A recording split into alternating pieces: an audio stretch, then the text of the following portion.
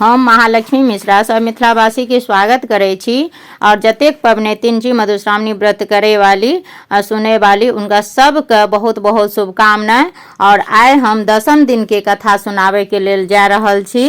तो 10म दिन के कथा में जे छे से कार्तिक के जन्म और गणेश के जन्म हेते। ऐसे पहिने जे छे से 9म दिन के कथा में मैना के मोह भंग भेल रहा और तकर बाद गौरी के विवाह भेले रहा।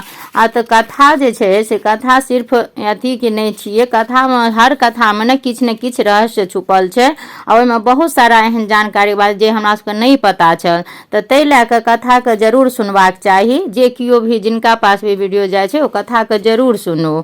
आब हम 10म दिन के कथा कह रहल छी, जेमे कि कार्तिक के जन्म छे, गणेश के जन्म छे आ गौरी के दंत कथा, विदाई के भार, 4टा कथा छे। तो अहाँ सब ध्यान पूर्वक सुनू, कनिटा पैघ हेते तो ध्यान से सुनू। एक समय महादेव गौरी के संग संभोग करबाक इच्छा से निर्जन वन में गेला। ओतय ओ सुगंधित झाड़ी में संभोग करे लगला। महादेव संभोग में एतेक लीन भ गेला जे हुनका सब किछु बिसरि गेलनि। संभोग करैत करैत बहुत दिन बीत गेल। देवता लोकनि के एहि सँ चिंता होमे लगलनि। ओ लोकनि ब्रह्मा ओतय पहुँचला और महादेव जाहि रूप में संभोग में लीन छला कहि सुनाओल। एहि सँ जे संतान हेतै से केहन हेतैन। ब्रह्मा कहल, अहाँ लोकनि एहि लेल चिंता जून करू, सब कल्याण होते।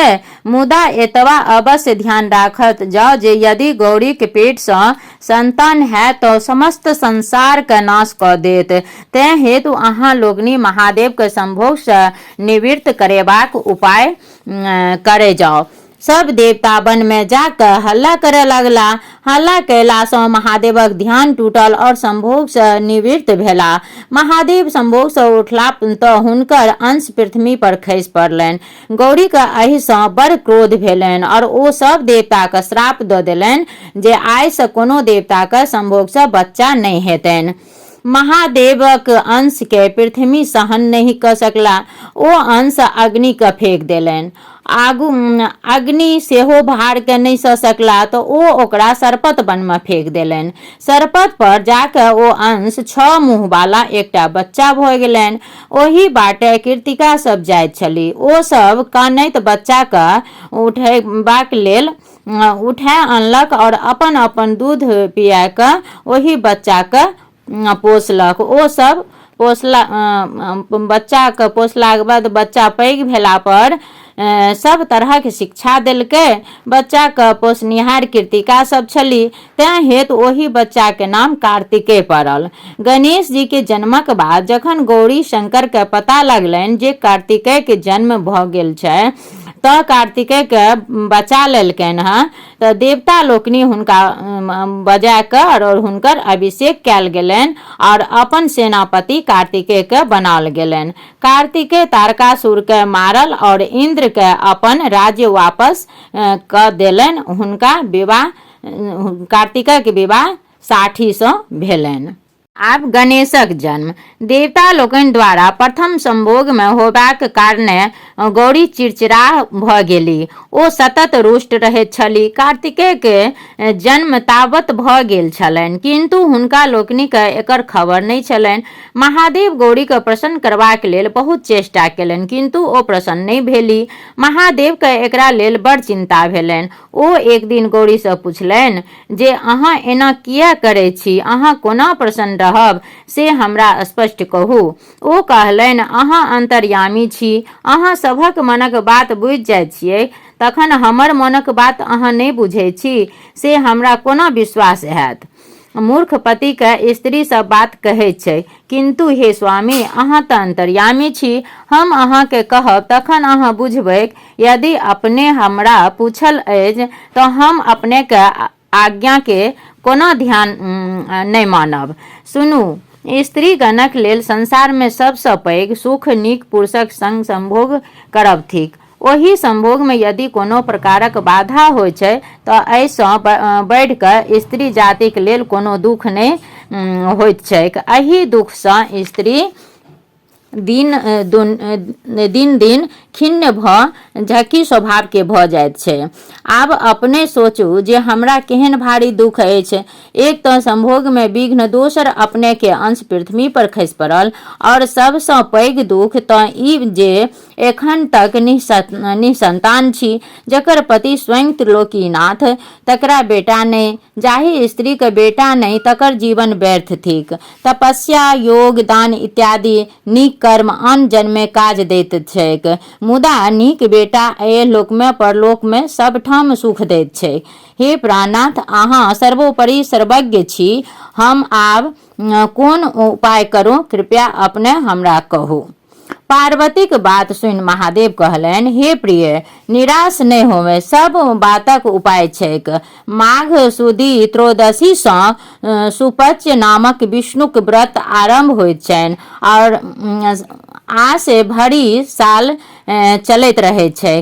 तऽ एहि व्रत में बड़ खर्च आ कष्ट होइत छैक, मुदा तुरंत फल देनिहार एहन दोसर कोनो व्रत नहि छैक। अहाँ चिंता नहि करू, हम सब प्रबंध कऽ देब, कोनो वस्तुक तकलीफ नहि हैत। गौरी प्रसन्न भ अगिला माघ सँ सुपक्षक व्रत आरंभ कय सविधि समाप्त केलनि। व्रत समाप्त कय गौरी महादेवक संग कैलाशक एक सुंदर निर्जन स्थान में सुख विलास करय के लेल लागि गेली। जखन महादेवक अंश खसबाक समय भेलनि, तखन भगवान विष्णु एक बूढ़ तपस्वी ब्राह्मणक रूप में ओतय गेला और हाक पारऽ लागल, हे परमपिता महादेव, आज जगन्य माता गौरी, अहाँ लोकनि कतय छी? हम भूखे मरि रहल छी, किछु खुआबैक और हमरा प्राण के रक्षा करू, हम भूखल छी। कतय गेलहुँ महादेव, कतय गेलहुँ जगत जननी? विष्णु भगवान जे छै ब्राह्मण के रूप में आबि कऽ आ ओ हल्ला करे लगलखिन। भूखल ब्राह्मण के हाक सुनि दोनों गोटे धरफड़ा कऽ उठि दौड़ला। एहि बीच महादेवक अंश पलंग पर खसि पड़लनि। गौरी महादेव ब्राह्मणक आदर सत्कार में लागि गेला, हुनका पूछि पूछि कऽ भोजन करबय लगला। एकाएक ब्राह्मण देवता अंतर्ध्यान भऽ गेला। ओहि समय में आकाशवाणी भेल जे अहाँक व्रतक फल पलंग पर खेला रहल अछि, जाओ पुत्र के देखी हृदय जुड़ाओ और जीवन सफल करू।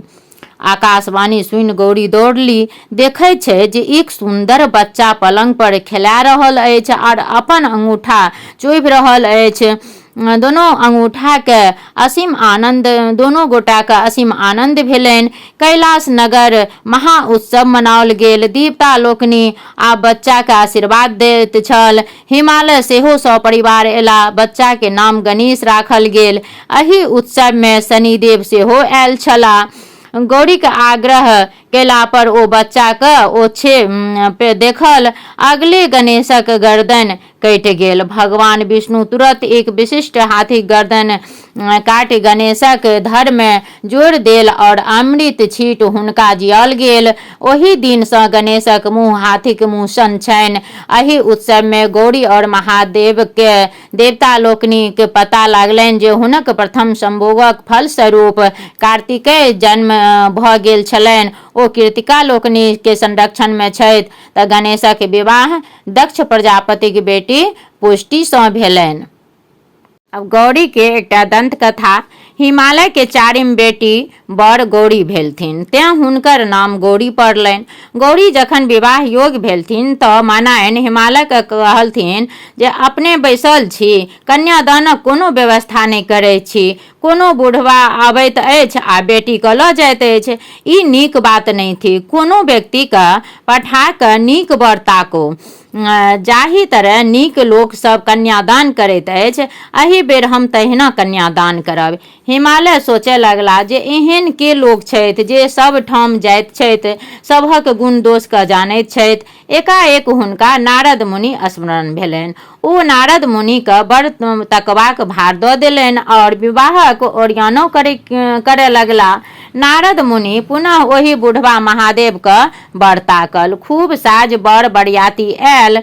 दाय माय सब बड़ बरियाती देखल गेली। देखै छै जे बड़क आँखि में कीची पीची लागल और भरि देह सांप लटकल छनि। बरियाती में कियो कना तऽ कियो खोर, कियो बहिर, कियो नांगर, कियो लुल्हा, आ कियो स्त्रीगण आबि नारद मुनि के गारि पड़ि रहल छनि और बड़ बरियाती के घुमावे लागल। जखन गौरी ई बात बुझलनि तऽ ओ मोने मोन महादेवक प्रार्थना कयल और नीक रूप धारण करबाक लेल गुहार लगाओल। महादेव ऐसे कैल तुरंत सब सांप बिला गेल, अपने सुंदर पीत पटम्बर पहिर कऽ शंकर रूप भऽ गेला। हुनकर एहन सुंदर रूप देख सब कियो चकित भऽ गेलनि। शुभ शुभ के विवाह संपन्न भेलनि। मनैन खुशी सँ बेटी जमाय के विदा कैल। महादेव गौरी संग खुशी से रहऽ लगला। ओकर बाद एम्हर मनैन देखलखिन जे बहुत दिन हुनका गेला भए गेलै हँ, तऽ बेटी जमाय के विदा के मेना किछु दिनक बाद विदाई के भार पठौलनि। भार में दही, केरा, खाजा, लड्डू, चूड़ा, ठकुआ, मलपुआ, फल फलेरी जतेक होइ छनि तऽ ओ सब किछु लए कऽ महादेव के एतऽ भेजलखिन। महादेव के एतेक वस्तु रखबाक जगह नहि छलनि और घर में कियो खेनिहार नहि छलनि। खूब लोक सबके बजा कऽ खुअलन और कतबो बेन तिहार परसल गेल, बाँटल गेल, किंतु वस्तु सधबे नहि करैत रहनि। भार सँ घर आंगन गन्हाय लागल। भारक वस्तु कोना सधत तकर उपाय सोचय लागला। एक गोटे कहलक जे यदि भड़कनी चुलाही छुरखुर धरि ठाढ़ होय तऽ भंडार सधि सकैत छथि।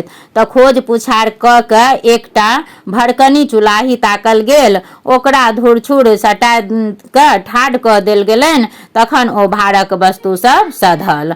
आब हुनकर गौरी कहलखिन एक दिन महादेव से जे अपना परिवार में कियो नहीं यऽ, हमरा ननद के बहुत शौक होइए। तऽ गौरी महादेव से कहलखिन कि एक दिन कहलखिन जे सभक ननद आबै छै तऽ हमरो सेहनता होइत अछि जे ननद अबितथि। ताहि पर महादेव कहलखिन अहाँ ननद के भार नहीं सहि सकै छी, अहाँ जँ सहि सकब तऽ कहू। तहन गौरी कहल जे एतेक लोक कोना ननदक भार सहैत अछि, आ हम किया नहीं सहब। महादेव तुरंत अपन बहिन आसावरी देवी का आसावरी के देखते गौरी एक लोटा पानि लेलथि और पैर धोबे लए गेलथि। आसावरी देवी के पैर में एहन बेमाय फाटल छलनि जे ओ पैर धोबे लए जे गेलखिन तऽ हंसी ठट्ठा में गौरी के ओही बेमाय में नुका रखलनि। ओही बीच महादेव आंगन एला, गौरी के ताकऽ लागल, किंतु गौरी नहीं भेटलनि। गौरी बेमाय के भीतर से कनैत छली। महादेव अपन बहिन आसावरी सँ अहाँके भौजी कतऽ छथि? ओ कहलनि हम नहीं देखलियनि अछि। महादेव परम चिंतित भेला। आसावरी देवी अपन पैर जोर से झाड़ल, गौरी भट दके खसली। दुनू प्राणी भभका के हंसय लागला। एक दिन महादेव बहुत रास माछ आनल। गौरी विन्यास सँ माछ बनौलनि। ननद आसावरी के कहलनि जे अहाँ धीशवासिन छी, पहिने अहाँ खा लिअ तहन हमसब खायब। ओ माछ खाय लगली। गौरी खंड खंड माछ हुनका देने जाथिन आ ओ टपाटप खेने जाथि। एही तरह आसावरी देवी सबटा माछ खा गेली। बेचारी गौरी के कांटो कनखुर नहीं प्राप्त भेलनि। आब गौरी अक्षा के महादेव से कहलनि जे आब हिनका विदा कऽ दियौन, एहन ननद सँ हम बाज एलहुँ। महादेव हंसय लगला और कहल हम पहिने मना करैत छलहुँ जे अहाँ ननद के भार नहीं सह सकब, किंतु अहाँ जिद कऽ देलियै। एतबे दिन में तंग भऽ गेलहुँ, किछु दिन और रखियौन तखन सब सेहनता पुर जायत। गौरी ने होरा करे लागलखिन हम गोर लागै छी, जल्दी हिनका विदा कऽ दियौन, नहीं तऽ आब हमरो खाय जेती। महादेव बुझा सुझा कऽ अपन बहिन आसावरी देवी के विदा कऽ देलनि। आब एक दिन फेर गौरी के भगना भगनी के शौक भेलनि। तऽ गौरी महादेव से पुनः एक दिन कहलखिन कि हे नाथ, सभके भगना भगनी आबे जाय छै, मामी से हंसी खेल करे छै, हमरो तकर बड़ सेहनता होइत अछि। महादेव हंस के कहलखिन जे ननद के सेहनता तऽ नीक जकाँ पुरि गेल, आब भगना भगनी के सेहनता सेहो पुरि जायत, मुदा हमरा बाद में उल्हन नहीं देब। गौरी गंगाजल भरे गेली, खूब जोर पुरबा पछबा बहे लागल। हुनका अपन कपड़ा के सम्हार नहीं रहलनि। कतबो सम्हारे तैयो आँचर उघड़ जाए तो साड़ी उड़िया जाए, माथ पर नहीं रहन। गौरी लाजे कठोत होमे लागली। ओ महादेव से कहलनि, देखू तो हमरा ई बसात आप बेनग्न कऽ देलक हँ। महादेव कहलथिन, ई बसात पुरबा पछबा अहाँ के भागिन भगिनी छी। ई लोकनि अहाँ के सेहनता पुराब रहल अछि। दुनू गोटा मिल कऽ अहाँ से हँसी ठट्ठा आ धूर्तता करैत छथि। हँसी के गौरी कहलथिन जे ई जहिना अहाँ के पार कियो नहीं पाबि सकत, तहिना अहाँ के सर संबंधी बहिन भगना भगनी पर कियो नहीं पावत। आब अपन भगना भगनी के हटाओ। महादेवक इशारा से बसात रुकि गेलनि। अब गौरी की छिनार एक समय महादेव का गौरी कहलथिन, हे महादेव, अहाँ त्रिलोकी नाथ छी, अहाँ चोरनी आ छिनार के कोनो चिन्ह किया न दै छियै, तो अहाँ सब किछु कऽ सकै छी। तो महादेव कहलथिन कि हम अहाँ के बात मानल, मुदा ककरा कोन चिन्ह देबाक चाही से अहीं कहू। गौरी कहलथिन जे छिनार के सिंह और चोरनी के नांगेर दऽ दियौ। एक दिन गौरी से महादेव कहलथिन जे आइ हमरा माछ खेबाक इच्छा होइत अछि, अहाँ माछ खुआउ। गौरी माछ लाबे गेली। मलाह टोली में माछ नहीं भेटलनि तो ओ धारक कात विदा भऽ गेलनि। मलाह टोली में माछ नहीं भेटलनि तो ओ धारक कात विदा भऽ गेली। ओतऽ स्वयं महादेव मछुआरा के रूप में माछ मारैत रहैत। गौरी मछुआरा से कहलथिन, हो मछुआरा, माछ छ की भादवक? मछुआरा कहलक, आइ हमरा बेचे के मन नहीं अछि। यदि अहाँ के माछ लेबाक बड़ खगता अछि तो हमर मनक बात पूरा कऽ दिअ। अब जे गौरी चिंता में पड़ि गेली जे महादेव के माछ खेबाक मन भेलै आ हुनकर इच्छा के पूर्ति हम कोना नहीं करबै, तो हमरा ओ की कहता।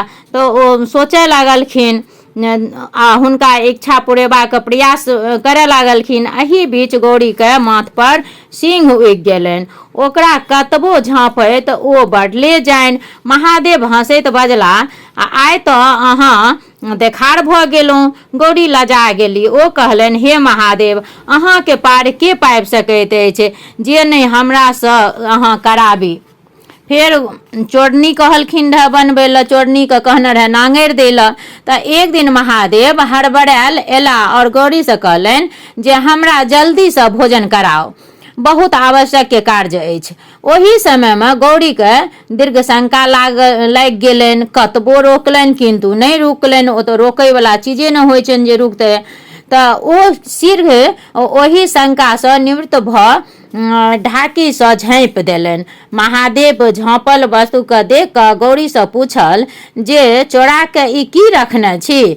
गौरी लाजे कठौत भऽ गेली। ओ की कहथिन?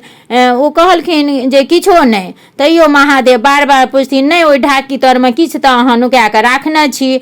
आब गौरी कहथिन बार बार कि नहीं किछो नहीं छै, अहाँ खाओ न, अहाँ के खाय से न काज यऽ, अहाँ अपना भोजन करू। तैयो जे छै महादेव रट लगा लेलखिन कि नहीं बताबू ओहि तर में की छियै।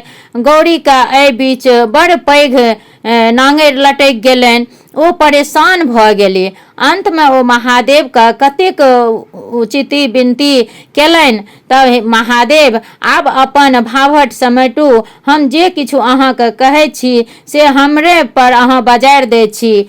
तैं अहाँके हम गोर लागै छी और हमरा जे छै से ई नांगेर हटा दिअ।